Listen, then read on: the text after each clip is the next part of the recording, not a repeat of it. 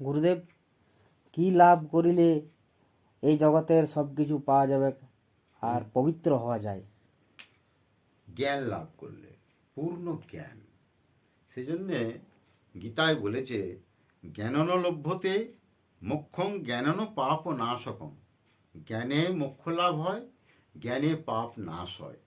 আর কি বলেছে, জ্ঞানাৎ পবিত্র সর্বঞ্চ জ্ঞাননৈব পবিত্রকম।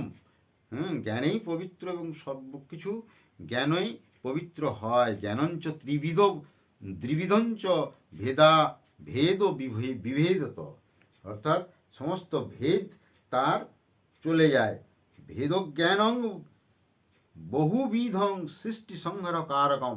যারা ভেদজ্ঞান যাদের থাকে, তারা সৃষ্টি সংহারের চক্রে পড়ে তারা ঘুরতে থাকে, তাদের মুক্তি লাভ, পূর্ণত্ব লাভ